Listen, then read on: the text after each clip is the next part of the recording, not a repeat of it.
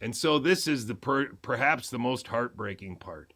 Anyone on either side, nobody will talk about this. This right here, which you can see in this 2001 graph of the population pyramid with men on this side and females on that side with ages going up, is a population pyramid wherein built in is this large families after World War II. And when these people move from being very wealthy, tax paying individuals with high salaries and good jobs and 5 houses, good for me, when they start pulling out of the system, when they stop paying taxes, when they start pulling out of the system, all kinds of weights and all kinds of gear ratios are going to change inside of our complex mechanism, our socioeconomic system. And they have seen these gear changes coming for a very long time.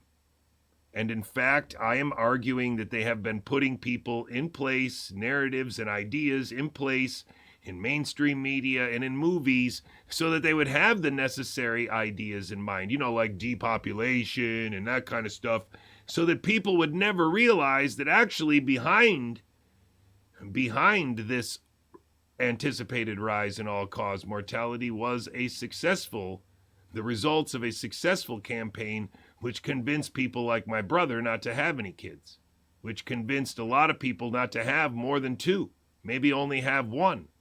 And so instead of being a population pyramid that would have spread out down over here like this, the population pyramid is already sharp here. We already have a potential collapse coming because a healthy population pyramid is like a pyramid. And in fact, you can see that this same anticipated rise in all-cause mortality was simply unavailable to be misconstrued as spread in most countries in Africa and in places like that, so they couldn't really do it. Even India was missing this bump here at the top, which could have at least provided a brief signal that they could have misconstrued as COVID. But in America, in the UK, in Scotland, in Australia, in Japan, they had this signal in spades.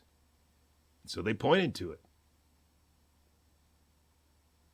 And so they anticipated more people to come to the hospital. They anticipated more people to get pneumonia. They anticipated more people to need antibiotics. And so, timed very well with this anticipated rise in all-cause mortality, Tony Fauci said in 2017 that there definitely will be something in the next few years because we've seen it coming since around 1990 when Jonathan Cooey was graduating from high school. Yeah, we've seen it coming. There it is. Oh my gosh, look at those bars growing at the top there.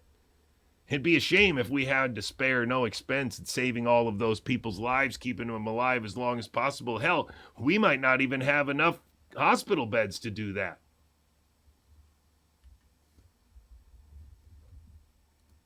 And so an anticipated rise in all-cause mortality was sculpted using murder and lies, manslaughter and lies, just lies that caused other people to kill people without knowing it or die without knowing it.